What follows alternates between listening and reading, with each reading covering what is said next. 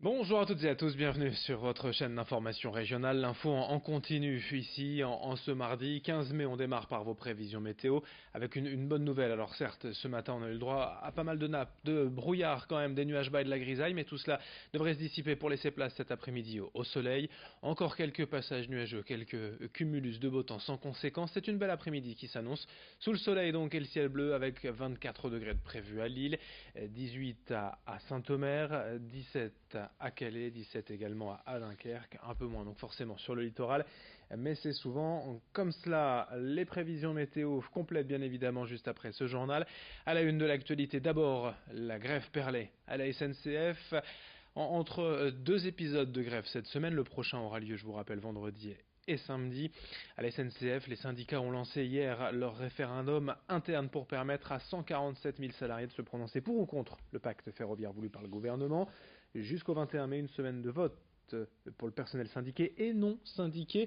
Un vote anonyme qui intervient surtout quelques jours après les déclarations de Guillaume Pépi, le président de la SNCF, qui estime que les grévistes ne représenteraient que 15 à 20% des salariés.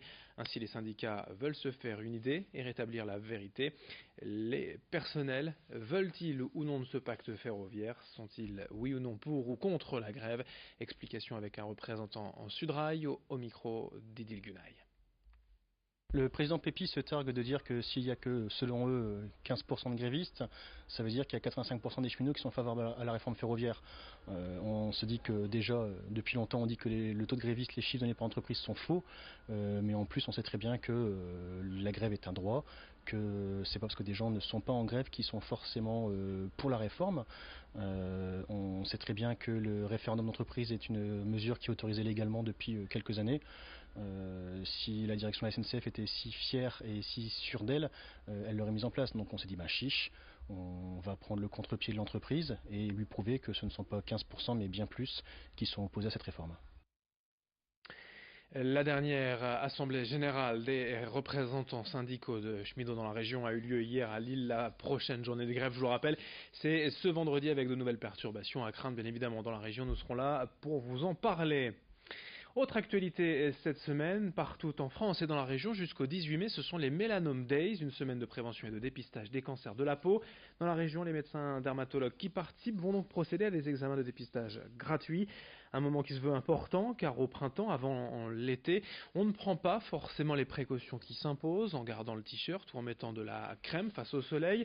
Or ici les risques existent, les UV sont forts, y compris dans le nord où le soleil est donc aussi dangereux que dans le sud. Pour rappel, en 2012, en France, 1672 personnes sont décédées à cause d'un mélanome, 11 000 cas de cancer de la peau ont été signalés, plusieurs dépistages gratuits dans certains hôpitaux de la région et vous pouvez prendre rendez-vous pour un examen sur le site syndicatdermato.org ou écouter les explications de cette spécialiste au micro de Xavier Silly. C'est important, même dans le nord de la France, de pouvoir surveiller l'apparition de ces taches, de ces grains de beauté, même si on n'est pas aussi exposé que dans le sud. On a également le soleil qui est présent. La semaine prochaine, il fera très beau. Il faudra bien se protéger, les manches, mettre des pantalons et à partir d'une demi-heure d'exposition directe au soleil, il est important de bien se protéger. Les cicatrices en font partie aussi dans cette prévention. Et il est important de pouvoir aller consulter un dermatologue une fois par an dans le cadre de cette prévention. Et ici, nous, sur l'établissement, nous pouvons orienter vers d'autres établissements et d'autres spécialistes dans le cadre des traitements des mélanomes. Je vous rappelle donc le site internet dédié pour prendre rendez-vous auprès d'un dermatologue pour un examen et un dépistage gratuit, syndicatdermato au pluriel.org. Dans ce journal également on s'intéresse au projet de l'association Alma à Lille qui le 15 juin prochain, donc dans un mois, va participer à la journée mondiale de lutte contre la maltraitance des personnes âgées. Ce jour a pour but de sensibiliser l'opinion publique. Cette association, elle fait partie de la Fédération contre la maltraitance. Elle a surtout une activité de veille téléphonique. Les personnes qui se sentent victimes de violences ou témoins de violences peuvent appeler pour monter un dossier de plainte. Cette association sert alors d'interface pour trouver les meilleurs interlocuteurs pour remédier à la situation. Son rôle est extrêmement important aussi car elle permet de décrypter des situations de violences diverses et aussi parfois des violences involontaires, des négligences en fait quand une personne de santé sociale oublie d'effectuer une tâche importante comme le ménage, la toilette d'une personne âgée. Le Nord possède l'un des 58 centres d'écoute français avec des bénévoles, des médecins, des assistantes sociales, des enseignants. Explication quant à cette journée, donc journée mondiale de la lutte contre la maltraitance des personnes âgées le 15 juin prochain avec l'une des responsables dans le Nord au micro de Xavier Silly.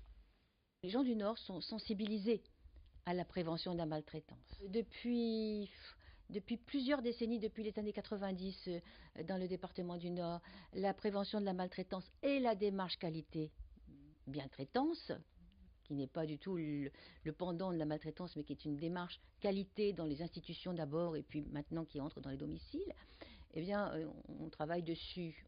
Ça fait partie de la formation initiale des étudiants à l'université, dans les écoles d'infirmières, dans toutes les écoles paramédicales. Donc je crois que cette sensibilisation, et puis nous avons fait quand même pas mal de travaux au niveau régional qui ont fait connaître cette problématique. Un peu de sport aussi pour finir ce journal avec du cyclisme et le bilan des 4 jours de Dunkerque après 6 jours de course, 6 étapes, plus de 1100 km parcourus à travers la région des Hauts-de-France. L'heure est au bilan. Je vous le rappelle que c'est le Belge Dimitri Claes qui s'est imposé sous les couleurs de l'équipe nordiste Cofidis. Mais pour l'organisateur, l'association des 4 jours de Dunkerque, cette course qui a nécessité une centaine de bénévoles chaque jour, l'organisation en reste un casse-tête chaque année. Et je vous propose d'écouter donc l'un des organisateurs. Qu'est-ce qui a marché et ce qui n'a pas fonctionné cette année? Le tracé 2019, le bilan au micro de Louis Caillé. 6 jours de beau temps, grand public, des beaux vainqueurs à chaque étape.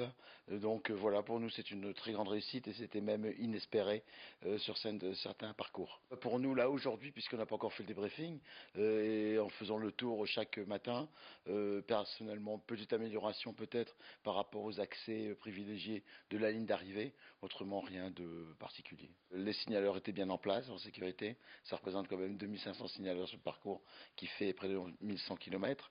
Et peut-être quelques petites griffes, mais non, rien de particulier. Merci à vous d'avoir suivi ce journal. Dans un instant, la suite du programme. Bien évidemment, vos prévisions météo et d'autres infos dès le prochain quart d'heure. Très belle journée à toutes et à tous. Ensemble, évidemment.